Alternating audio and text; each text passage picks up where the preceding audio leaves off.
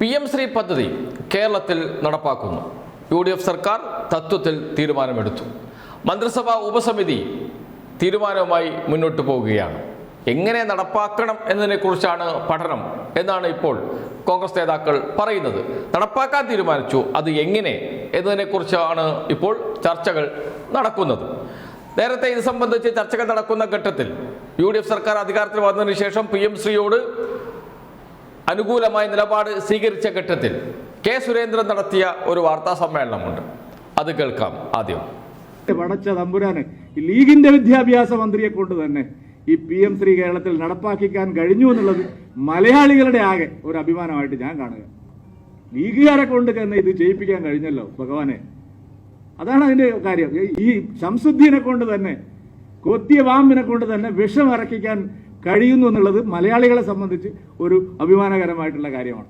ഈ വാർത്താ സമ്മേളനം ഷെയർ ചെയ്തുകൊണ്ട് KT ജലീൽ മുൻ മന്ത്രിയാണ്, CPIM-ന്റെ നേതാവ് കൂടിയാണ്. ഇപ്പോൾ അദ്ദേഹം പറഞ്ഞ ഒരു കാര്യമുണ്ട്. ഫേസ്ബുക്ക് പോസ്റ്റിലൂടെയാണ് അദ്ദേഹം അക്കാര്യം പറഞ്ഞത്.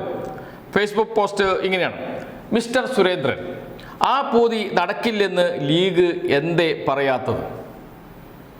കൊക്കിൽ ജീവനുള്ള കാലത്തോളം ഞങ്ങളുടെ കൈകൊണ്ട് PM ശ്രീ, മോദി ശ്രീ എന്ന് ബ്രാക്കറ്റിൽ കേരളത്തിൽ നടപ്പാക്കില്ല എന്ന് BJP നേതാവ് സുരേന്ദ്രന്റെ മുഖത്ത് നോക്കി പറയാൻ എന്തേ മുസ്ലിം ലീഗിനും ലീഗിന്റെ മന്ത്രിമാർക്കും ധൈര്യം വരാത്തത്? കേരളത്തിലെ 300 സ്കൂളുകൾക്ക് ഓരോ കോടി തന്ന് അവയുടെ മേൽ PM ശ്രീ സ്കൂൾ എന്ന് പേരിട്ട് വിദ്യാഭ്യാസ കാവ്യവൽക്കരണത്തിന് കേരളത്തിൽ തുടക്കമിടാമെന്ന സംഘികളുടെ പൂതി ലീഗ് ഭരണത്തിൽ ഉള്ളിടത്തോളം കാലം നടക്കുമെന്ന് സുരേന്ദ്രൻ സ്വപ്നം കാണേണ്ടെന്ന് പ്രഖ്യാപിക്കാൻ ബഹുമാന്യനായ സാദിഖ് അലി തങ്ങളെ എന്തേ ലീഗിന് കഴിയാത്തത്? LDF മരവിപ്പിച്ച പദ്ധതി ആരെ ഭയന്നാണ് കേരളത്തിൽ UDF നടപ്പിലാക്കുന്നത്? പിണറായി വിജയനെ സംഘി എന്ന് വിളിച്ച് ആക്ഷേപിച്ചതും മുസ്ലിങ്ങൾക്കിടയിൽ PM ശ്രീയുടെ പേരിൽ LDF സർക്കാരിനെതിരെ പച്ച വർഗീയത പ്രചരിപ്പിച്ചതും ലീഗ് ഇത്ര പെട്ടെന്ന് മറന്നോ? 1600 കോടി കേന്ദ്രം തന്നാൽ മായുന്നതാണോ PM ശ്രീയിൽ ഒളിപ്പിച്ചിരിക്കുന്നു എന്ന് ലീഗ് ആക്ഷേപിച്ച മഹാപാപക്കറ? പ്രതിപക്ഷത്തിരിക്കുമ്പോൾ പറഞ്ഞത് പ്രാവർത്തികമാക്കാനല്ലേ ജനങ്ങൾ UDF-നെ വോട്ട് ചെയ്ത് വിജയിപ്പിച്ചത്? പ്രതിപക്ഷത്താകുമ്പോൾ പറയുന്നത് ഭരണപക്ഷത്ത് എത്തിയാൽ അവഗണിക്കാമെന്നാണോ ലീഗിന്റെ പക്ഷം? വീര്യം കുറഞ്ഞ മദ്യത്തിന് നികുതി കുറച്ച വകയിൽ ലീഗിന് എത്ര കോടി കിട്ടിയെന്ന് നേതൃത്വം വ്യക്തമാക്കണം. വിഴിഞ്ഞം പോർട്ടിന്റെ ഓഹരി സ്വകാര്യ കമ്പനിക്ക് വിറ്റ വകയിൽ ലീഗിന് കിട്ടിയ പങ്ക് പാർട്ടിക്ക് വേണ്ടി ആരാണ് കൈപ്പറ്റിയത്? PM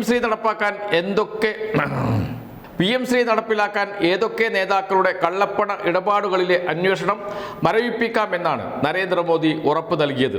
ശേഷാദ്രിനാഥെന്ന കട്ടസംഖ്യയെ കേരളത്തിലെ തദ്ദേശ സ്ഥാപന തെരഞ്ഞെടുപ്പ് കമ്മീഷണറാക്കിയത് ആരെ പ്രീതിപ്പെടുത്താൻ വേണ്ടിയാണെന്ന് പരസ്യപ്പെടുത്താൻ ലീഗിന് ബാധ്യതയില്ലേ?